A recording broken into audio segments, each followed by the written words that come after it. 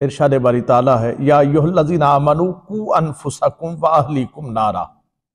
ए ईमान वालो, खुद को और अपने खानदान को जहन्नुम की आग से बचाओ।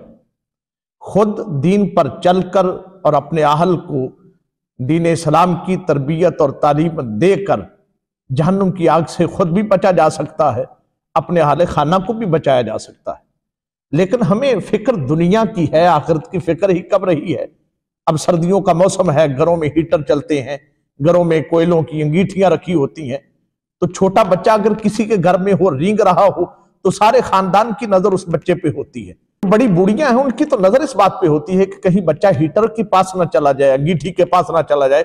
और अगर खुदा ना खास्ता कहीं बच्चा रींगता रींगता अदम तवज्जो की वजह से चला भी जाए तो उसका हाथ जल जाए, तो फिर पूरे घर में एक शोर और गोगा बर्पा हो जाता है। और देखो बच्चा जल गया, उसने हाथ जला लिया, डॉक्टर को बुलाओ, अस्पताल ले जाओ।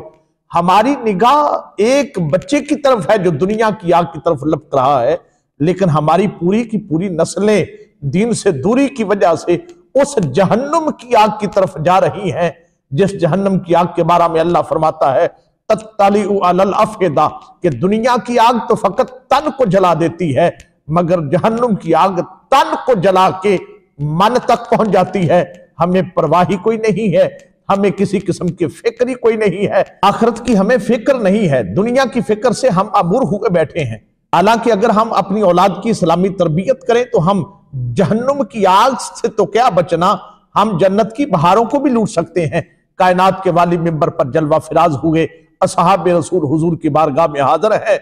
कायनात के वाली ने फरमाया, हुजूर ने अपना दायां हाथ मुबारक खड़ा किया और हुजूर ने अपनी शहादत की और दरमियानी उंगलियों को खड़ा करके फरमाया, अना व काफिलुल यतीमी फिल जन्नती हाकज़ा व अशारा बिस्सबाबती वल वुस्ता व फर्रजा बैनहुमा शैया।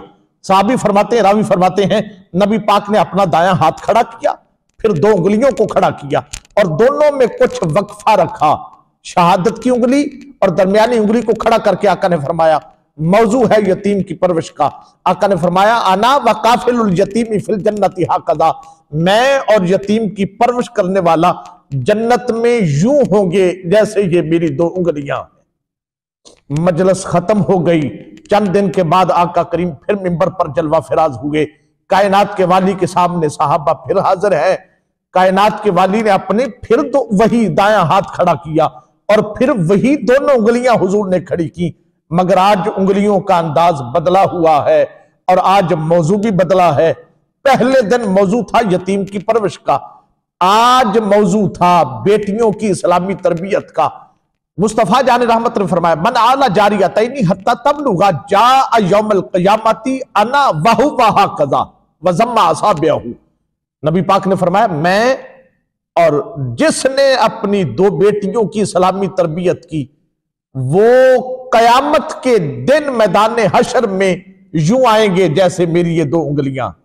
ज़म्मा असाबिहु, अब नबी पाक ने दोनों उंगलियों को मिला दिया। जब यतीम की परवरिश की बात आई तो फरमाया, अना व काफिलुल यतीमी फिल जन्नती हाकज़ा, दोनों के दरमियान वक्फा रखा और बात जन्नत की। और जब बेटियों की इस्लामी तरबियत की बारी आई तो हुजूर ने दोनों उंगलियों में वक्फा नहीं रखा, मिला दी और जन्नत की बात नहीं की। फरमाया, जा यौमल क़ियामती अना वहु वहा कज़ा, जन्नत नहीं, मैदान माशर में मैं और बेटियों की इस्लामी तरबियत करने वाला यूं आएंगे। यूं क्या मतलब, यानी जो यतीम की परवरिश करने वाला है वो मैदान माशर में 50,000 साल का दिन जैसा गुजरा वो खुद गुजारेगा, उसे खुद भुगतना पड़ेगा। और जब वो जन्नत में आएगा तो फिर मेरे साथ यूं होगा। मगर आका ने फरमाया, जो अपनी बेटियों की इस्लामी तरबियत करे वो जन्नत में नहीं, जब कब्र से उठेगा मुझ मुस्तफा का साथ उसे नसीब हो जाएगा। अब पुल सरात जाने मैं जानू, मीजान जाने मैं जानू, मैदान माशर की सख्ती जाने मैं जानू, जन्नत का दाखिला जाने मैं जानू, साथ मुस्तफा का कब्र से निकलते ही उसे नसीब हो जाएगा जो अपनी बेटियों की इस्लामी तरबियत करेगा और जिसे मैदान माशर में आका का साथ मिल जाए। जभी तो बरेली के खानदान से ये आवाज आई है, फजले रब्बुल उला और क्या चाहिए, मिल गए मुस्तफा और क्या चाहिए, दामने मुस्तफा जिसके हाथों में हो उसको रोजे जजा और क्या चाहिए।